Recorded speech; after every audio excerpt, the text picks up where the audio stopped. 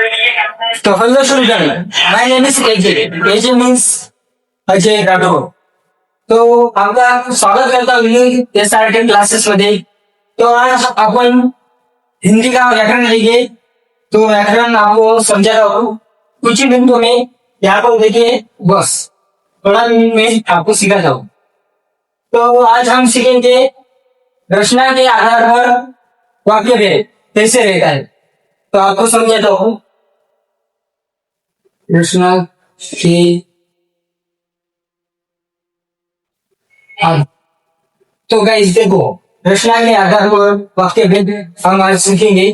तो रचना के आधार पर वाक्य भेदों का 3 प्रकार पड़ता है। तो उस प्रकार को मैं अभी आपको बताता हूँ। तो पहला प्रकार देखिए सुरभ या लक्ष्य केंद्रित कीजिए। आपको बता रहा हूँ मैं वाक्य का भेद 3 प्रकार है। वाक्य का देखिए पहला प्रकार सरल और सोफा है। देखो पहला पढ़ना है वाक्य का प्रकार सरल सरल वाक्य। दूसरा प्रकार बताएगा ना संयुक्त वाक्य। देखो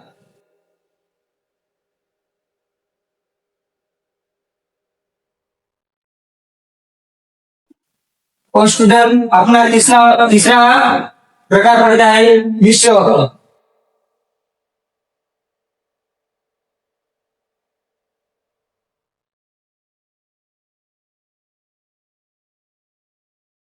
तो आप तो जान चुके होंगे कि इन तीनों शब्दों का अर्थ क्या क्या है।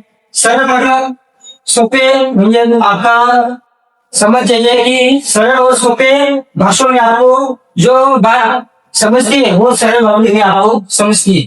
दूसरा है संयुक्त वाक्य। संयुक्त वाक्य का बस एक ही है, इसमें आपको 2 शब्दों का मिलन करना पड़ता है, उसे संयुक्त वाक्य कहते हैं। तीसरा वाक्य तो आप जानेंगे होगी मिश्र वाक्य में अनेक शब्दों का मिश्र होता है, उनको मिश्र वाक्य कहते हैं। तो जानिए। तो स्टूडेंट देखिए हमने सरल वाक्य का यहाँ पर डेफिनेशन लिख दिया है। तो देखिए आप जिन वाक्यों में एक उद्देश्य कर्ता तथा एक विधेय क्रिया होता है उन सरल उन वाक्यों को सरल वाक्य कहते हैं। देखिए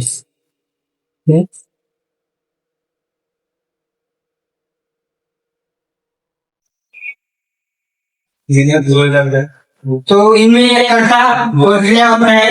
कर्ता मीन्स काम को करने वाला और क्रिया मीन्स काम करना। तो इसका एक एग्जाम्पल ले लें। देखिए अपन एग्जाम्पल ऐसा है कि रोहित पतंग उड़ा रहा है। जैसे आप स्टडी कर रहे हो ऐसा एक एग्जाम्पल है। तो आपको आशा करता हूँ कि आपको ये सरल और सोफा शब्द में समझ आ गया होगा। तो लेकिन रखना गाइस क्योंकि मैं मराठी बोलने वाला ऐसा हूँ तो हिंदी में थोड़ा गड़बड़ हो जाता है। तो धन्यवाद।